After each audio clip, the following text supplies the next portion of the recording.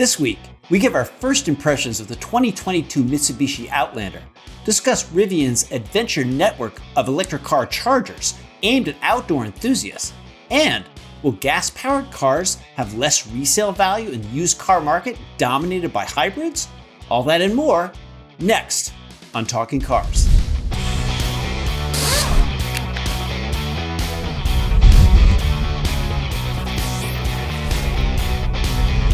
Hi, and welcome back. I'm Mike Quincy. I'm Mike Monticello. And I'm Jake Fisher. So as we do in our Talking Cars podcast, we're always looking at what's going on in automotive news. And this week, something really jumped out at us, and it is involving the Rivian startup EV manufacturer. Rivian was about to make electric pickup trucks and SUVs. They really wowed us all in the automotive circuit a couple of years ago when we went to car shows, which we deeply miss. Back in the day. Back in the day. And so their announcement is mostly focused on their charging network, and it's called the Rivian Adventure Network, which sounds like Adventure Time for those of you who have kids and watch cartoons. And according to the company's website, and I'm quoting them, the Rivian Adventure Network is a nationwide network of fast charging sites capable of adding up to 140 miles of range in 20 minutes. The Rivian Adventure Network is planned to grow to more than 3,500 fast chargers at over 600 sites by the end of 2023. Now, Jake, you brought this to our attention because Rivian is looking at specific locations to kind of build this network in kind of an interesting way. Sure. Yeah. I mean, what's interesting about this is, the fast DC chargers. I mean, this sounds a whole lot like Tesla. I mean, Tesla did a very similar thing. They put in their whole network across the country. But what's kind of interesting, what Rivian is talking about is not just that adventure network, which is, got a neat name to it, but it's also these waypoint chargers that they're also putting in. So in addition to those, they're putting about 10,000 they're talking about of these waypoint chargers. Now, what these are one, there's more of them because they're probably going to be cheaper because they're not fast DC charging. They're slower chargers, but they're looking to put them kind of in a lot of different places. So they're putting it in places like parks. They're talking about starting this summer. They're going to put in every state park in Colorado is going to have Rivian chargers, maybe even trailheads. I mean, certain places that an outdoorsy person would use. So it's just kind of an interesting, I thought it was interesting. It was kind of a different thought about this. We're going past the rest stop on the highway and more of really how you might be using your vehicle. All right. And Mike, you had some thoughts about this and what Rivian is trying to do. We'll have to see, where people really are going with their electric vehicles and how important this really is to be able, because I'm thinking as a mountain biker, I'm thinking, it could be interesting that if I were to drive to a trailhead and plug in my EV, and if I'm riding for 2 or 3 hours, and if I can get, they say the level 2 AC chargers, this is the Rivians, delivers up to 25 miles of range for every hour. So if I'm out there mountain biking for 2 to 3 hours, well, now what? I've got 50 to 75 miles more range while I was off having fun. So, I mean, I can see that making sense. What struck me, though, about this announcement is that Rivian actually hasn't delivered any of their products to customers. And you look at Rivian and all the other EV startups and stuff, and you can't not think of Aptera or Lucid or Elio Motors or Fisk or a Faraday Future. And so they listen. You got to give Rivian credit. They've raised a lot of money to get this company off the ground. And I think, certainly we'll see what time will tell whether or not they produce these goods. And I know that we're going to be testing them as soon as we can. But I just thought it was almost like putting the cart in front of the horse. Well, I mean, you're so right. I mean, there's so many of these. I mean, there's so much news out there, and there's so many of these. It's going to do these amazing things, and whether or not it's going to be real or not. I will say that Rivian has been different because they were doing a whole lot of work and being really quiet for a very long time. I mean, they went and they bought a plant, and they did a lot of. They were doing prototypes, And unlike, some of the Faradays and which were saying, oh, this great thing's going to come out, in 7 years or whatever it was, they were quiet until they actually had the prototypes ready. So we'll see. I think it's going to be absolutely is going to be a real car company. But we're going to have to see. We're going to have to see. Even in this charging network, how quickly it really goes out. And my little message, my little plug. This is not to Rivian, but to anyone. Put some charging stations at ski resorts. I mean, to me, every time, I want to go skiing. We're in Connecticut. I go up to Vermont. I go skiing, and I did when it was, less COVID-y times at least. But, it's you, not only that, you want to reserve a spot, because can you imagine going up, I drive three hours up and you got to have a place to charge. This is how people need to use the cars. And of course, EVs, lose more range in cold weather. So it's actually even more important for them to be at places like ski resorts. Okay. Well, we will know more about Rivian as time goes on. And as we said, when these actually come up for sale, you can bet Consumer Reports is going to buy a couple of these and put them through our paces.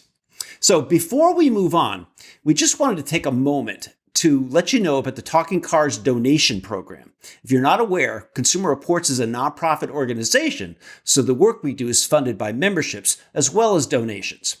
If you're able to give, it really does help us keeping doing the work we do, including this show. You can find out more information at cr.org/give Talking Cars, and trust us, every little bit helps. So with the business out of the way, let's move on to what we're driving this week. And we're going to be focusing on the 2022 Mitsubishi Outlander. You might say, oh, wait, Mitsubishi, they're still in business? Yes, they are still in business. Be nice. Yeah. Twins. I'm sorry, I'm just keeping it real, right? Tell me about your car company, Quincy. It's not that easy. Oh, man. The Quincy Car Company, come on, hey, bring that money. No, so listen, Mitsubishi got smart. They joined an alliance with Nissan and Renault, and it allows all three automakers to share the resources. Hence, the new Outlander really has a lot in common with the 2021 Nissan Rogue, and it shares the Rogue's 2.5-liter four-cylinder engine and continuously variable transmission, and much of its underpinnings. The good news is standard equipment includes forward collision warning, automatic emergency braking with pedestrian detection, lane departure warning, and blind spot warning. It has standard 3-row seating, although it is pretty tight in that third row. Mitsubishi's calling card, listen, if we can be honest, has always been about low prices, and the new Outlander starts at $25,795. And we rented a pretty swanky SEL trim line from Mitsubishi. It was loaded, brought the rented car that we drove to about $38,950. Now, in our last test of the Outlander, we called it really outdated and outclassed. So really, the question is, has the company addressed many of our criticisms? And I turn to Mike Monticello. What do you think? Well, the first thing is, I totally agree with what you're saying about this SEL, this high-end trim. The interior is really nice, first of all. And you can sort of feel so it's sharing some architecture with the Nissan Rogue. You can kind of see, Nissan has really improved their interiors, and you can see there's a lot of padded pieces throughout this car. There's stitching, just some really nice trim. And if you look at the quilted parts of the door panels and the way they made the seats so nicely tailored, they really, just the way the buttons feel on the center stack and everything for the, climate controls and other functions, the way the knobs feel, that's a step up for Mitsubishi. And I think that's got, some Nissan, help from Nissan there. As far as the driving, I sort of felt like I think there's some things that are better and there's some things that aren't that much better. Like, for instance, there's no more V6. There's only a 4-cylinder. And so it has, only okay power, but it has a pretty good continuously variable transmission. So it's one of those continuously variable transmissions that does the artificial steps. So instead of the CVT where it winds it out incessantly, this one does the stepped shifts. but there isn't that, but if you floor the throttle, there isn't really that much power. I mean, it gets off the line nicely without any delay, but there just isn't a whole lot of power there. I thought the steering felt a little bit disconnected from the car, and it has a fair amount of body roll. And so that part doesn't seem like an improvement over the last one. Mm-hmm. And Jake, what were you think? What were your impressions? Yeah, I mean, I can't really argue with Mike on any of those things. It's really tough for me because I have to look past Mitsubishi of old. I was such a big Mitsubishi fan, back in the day, the Lancer Revolution, they were turbocharging and four-wheel drive, everything. I mean, there were so many cool enthusiast vehicles. Mitsubishi was the enthusiast Japanese make, and obviously they are not that anymore, and then, there's the Rogue. I mean, the Nissan Rogue, this is basically a Nissan Rogue. I mean, there's a lot of, interesting features. Like I was, again, this is kind of like, press vehicle of old yore, where they go and they give you like, here, take a look at the really high end vehicle that no one really is going to buy. This is like a nearly $40,000, Outlander. I mean, yes, it has a lot of really nice materials, and it's got the really neat dash, and you can hit the button and it changes the gauges and it looks differently, and it's kind of gimmicky. And you could get that very similar stuff on the Nissan Rogue too. But ultimately, I mean, look, okay, it's got the third row seat. At one point they had that in the Rogue, and nobody really got that differentiates it. But I agree with Mike. I mean, like the steering just seems like disconnected, And again, I mean, Mitsubishi to me has always been like, it should be like something sportier, and the Rogue feels better. And here's the thing. I mean, they are pretty much very similar vehicles. They're kind of twins. But the thing is that Mitsubishi and Nissan tuned the suspensions and the steering quite differently. And and you can tell. But, again, we haven't fully tested it. This is very early impressions. But, I mean, to me, the Nissan seemed to have figured it out much better. I totally agree with you about the Rogue part, that the Rogue does, seem to drive better than the Outlander. I do want to say that third row seat, I tried to get into it. It is really hard to get into. I mean, it's obviously purely just for kids and purely if you just need it in a pinch. It's really hard to get back into it for an adult, and even harder to get back out if you can, and just really not comfortable for an adult back there. The other thing is you sort of mentioned something about the gauges, Jake. You can change the view of the instrument cluster, and it has this sort of interesting tachometer and speedometer. I don't even know how to describe it, the way it sort of scrolls down. Dials. Yeah, they're like dials. Yeah. It's interesting. I still switched back to the regular, you can switch back to regular tachometer and speedometer, but it was kind of an interesting thing, but a little gimmicky. I don't know what the benefit is there, but it was, I guess, sort of neat that you can switch it if you want to. Yeah. I hate to agree with you guys, but no, you're right. The ride was nervous. The steering felt twitchy. And I thought, you think about this expression, and no offense to the Mitsubishi fans out there, but an upscale Mitsubishi is kind of a weird way to market this after years and years of them going after a lower priced market. And to me, it's a tough sell to have this size SUV in a market full of them, and they're tacking, again, 38 grand on this high end Outlander. So we'll have to wait and see. We will be buying our test model soon. I'm not sure we're going to get the top of the line SEL with a touring package, but we will be getting a more mainstream model. And so definitely check back to consumerreports.org for our updates as we get our own test model and we rack up some miles. Which brings us, after we've solved all of Rivian's and all of Mitsubishi's problems, it brings us to arguably our favorite part of the podcast, and that's your questions. We love getting them. Text, video, Morse code, smoke signals, send them all. TalkingCars@iCloud.com. That's TalkingCars@iCloud.com. So first up is a question from Bulldeep, who writes, I'm looking to buy a minivan for my family, and I like the Honda Odyssey. However, I think we are at a transition phase in the automotive industry, and I fear that my Odyssey will lose its value way faster than the hybrid-only Toyota Sienna. Do you think the market for traditional gas-powered cars will crash when there will be tons of used hybrids available in the next few years? Very interesting question. And Jake, I'm throwing this one to you first. I think you'll be okay. I don't see it. I mean, certainly it's great that we have more options. I mean, it's amazing that we have, minivans that could get well over 30 miles per gallon these days. But no, I don't see it. And I'll tell you why, because, sometimes scarcity increases value, and it doesn't even matter if it's better. I mean, the truth is that, you look at some other older vehicles. I mean, there's V8 vehicles that are, worth more. There's stick shift vehicles that nobody wanted when they were new, and they're worth more. I mean, I remember, when I was a kid, my parents had Volkswagen buses that, they bought for like $100, and they were no good because they rotted out as soon as you drove them, down the street.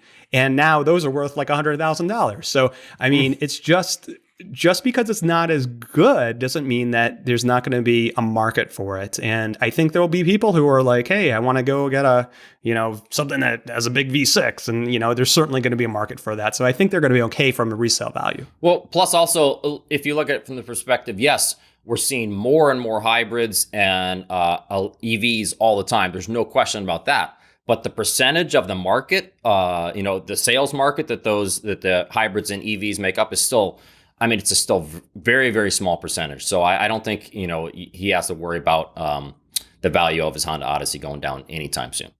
And looking at Consumer Reports' own survey data, the Honda has other issues to deal with beyond it not being a hybrid. And that don't pick on his car. No. But I mean, when they're talking about, if I buy an Odyssey, am I going to be killed with the resale value? And right now, our own reliability data shows serious reliability issues for the Odyssey, as well as just about average owner satisfaction. So I would say that you've got more issues with your Odyssey. It has nothing to do with it not being a hybrid. It has other issues going on with that. So anyway, great question. And for those of us that have had younger kids, minivans are totally the way to go. We love minivans. Nowadays, my boys just want to know what's the fastest route to the refrigerator. So anyway, moving on. Dan, our next question. Moving on. Next question is Dan from Los Angeles, who's writing, do we have a refrigerator on wheels? No. I'm interested in purchasing a Hyundai in the next few months.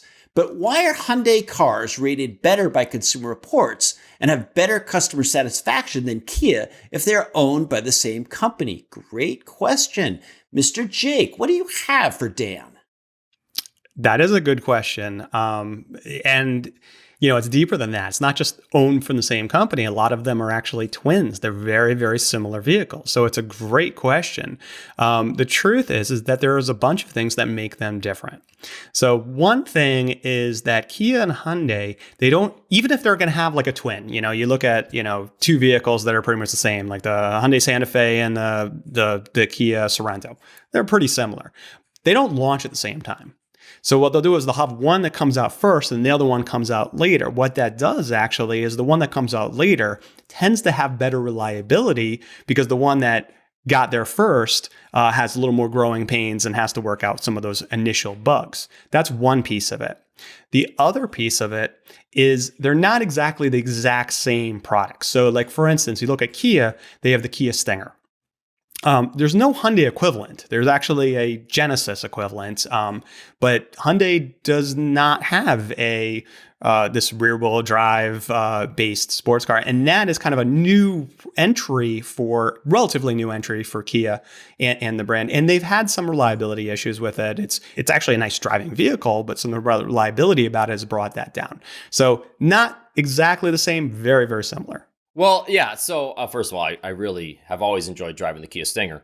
But I just want to clear up that actually there isn't that much difference between Kia and Hyundai in terms of our owner satisfaction ratings, and because that was, because he had mentioned that. If you look at our owner satisfaction ratings, Hyundai has 6 models that are at above average. Kia has 5 at above average. Hyundai has 3 models at average. Kia has 4, and they both have 2 models at below average. So very similar. And actually, Kia is the only one of the two that has a model that's at much above average, which is the Kia Telluride. So just wanted to clear up that they actually, in terms of owner satisfaction, owners typically, feel pretty similar about the two brands. Earlier in the podcast, we were pontificating about Rivian and whether or not they're going to be another, automotive startup that can't quite find its legs. But you look at the success story of Hyundai and Kia over the last 20 years, and they've really come a long way. I find it kind of amazing how much they've accomplished in the amount of time they are. And I hope that, the US buyer gets over any kind of preconceived idea they have. Oh, it's a Hyundai or it's a Kia. But as Mike, as you mentioned, in our owner satisfaction surveys, a lot of Consumer Reports members are giving thumbs up to these cars. Well, which brings us to our final question, and we've got one from Andre. As I've gotten older, I'm turning 37 this year. Oh, 37 years old. Wow. Me too. Can you imagine? Turn out the lights, Andre. Come on. 37. As I've gotten older, I had hair at 37. I'm turning 37 this year. That's when I wasn't so gray. I've started to realize how important seat comfort is to me. My job requires me to drive 200 miles at least once a week, and my 2019 Honda Accord Sport does not have a supportive driver's seat, so I've been considering an upgrade. How should I go about finding a car that can keep me comfortable during long drives? I imagine most dealerships won't let me test drive a car for 200 miles. So what's the best way to figure out on a test drive? Mike, you looked up this information for Andre, an article at consumerreports.org on comfortable seats. And what did you find? Well, so we have a couple things going on. We have an article that we've done in the past on, the most comfortable front seats in cars and SUVs, and among mid-sized cars. The Volkswagen Passat was rated to have, really comfortable front seats. So that is one thing to think about. But we also have another story, which is about car comfort overall, not just seats, but car comfort overall. And maybe that's something, that really needs to be thought about, is that don't just think about a car's seat, although it's very important. And it's a good point that you're probably not going to be allowed to go take a 200-mile test drive. But when you sit in that car, there's a bunch of other factors you want to take into account that's going to affect your comfort. Besides the seat, the adjustability of the seat, as well as driving position. How are the armrests positioned, and are they well padded? And of course, a big thing for me is center console intrusion. A lot of cars these days have wide center console. Do they bother your right knee? Are they really cramping your right knee, or is it padded there at least? And where is the left footrest, or dead pedal, as we used to call it back in the day? Does that provide a good perch for your left foot? So those are the kinds of things, as well as there's other factors as well that you're going to want to think about. Ride comfort, that actually affects your seat comfort. How well does it smooth out bumps? And I even think that another thing to think about is, how do the engine and transmission work in conjunction with each other? Because although it may not be as big of a deal on highway, but if you're on some 2-lane roads during your driving, a transmission that doesn't shift very smoothly it's gonna affect your comfort and how you feel at the end of that drive. Now, Jake, we know someone that we work with whose main focus when it comes to seats is lumbar support. What kind of advice would you give in terms of how to maximize the person's time with a test drive? So I know what you're talking about. So should I do my Gabe impression? Yes, I'd love to hear it. Moving on. No, but it's true. I mean, and he's not wrong. Well, we're right. It goes to what Mike's talking about, is adjustment. So here's the thing about seat comfort. Now, when we do seat comfort testing, it's not me, it's not just Gabe, it's not just Mike. We have a jury of testers, and we have shorter people, we have medium-sized people, we have taller people.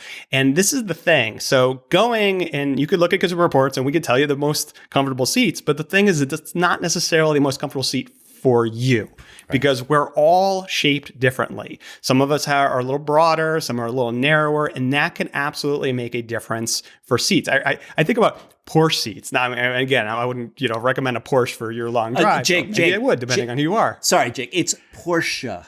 Okay. Thank you. You've just prevented all the hate. The hate mail. Jake hate gets mail. hate mail. Thank you. Every time Jake says Porsche, he gets hate mail. No, it's like, how can you claim to know anything about cars when you don't say Porsche? Because Jake, clearly that determines. Anyway, I'm Jake, sorry. I Jake, digress. I'm going to find one of those T-shirts from the '80s that said Porsche is a 2-syllable word. I'm gonna find it and give it to you, or I'm gonna have it just printed up for you. But to steer us back in the lane, we Thank you. We have a Porsche Taycan in our test fleet right now, and you Taycan, sorry, and Jake, you started. Well, there it goes. Comes Back right at around. But Jake, you were talking. You were about to talk about Porsche seats. Well, what I was saying was, like some of the Porsche seats are very narrow. I actually love them. They hold you in place. But if you're a little broader, or depending on your back it could be very uncomfortable. So I guess my point is, and again, bringing it back to, Gabe's point about 4-way lumbar support, that's why the adjustment is so important, because, I might love the lumbar support, but it's too low for someone else or too high for someone else. So those adjustments are critical. And that is one of these things that we can go and tell you how fast the car is, and we could talk about how quiet it is. And there's a lot of things that we could do. But when it comes to seat comfort, you got to put your butt in that seat, and you have to really make, does this car fit me?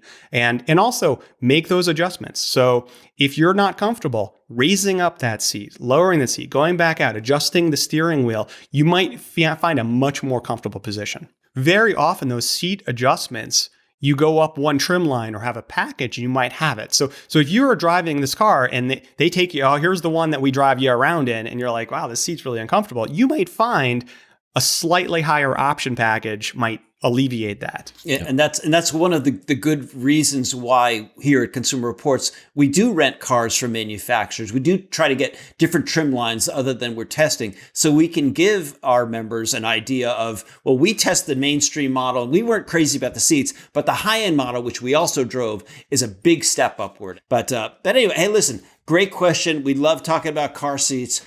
Which kind of unfortunately brings us to the conclusion of this podcast.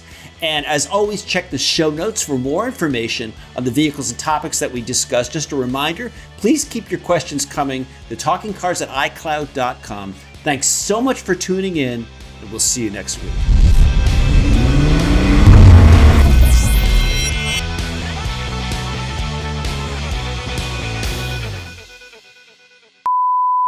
And I thought the steering field felt field. Who says field? Yeah. I thought the steering. You do apparently. Apparently.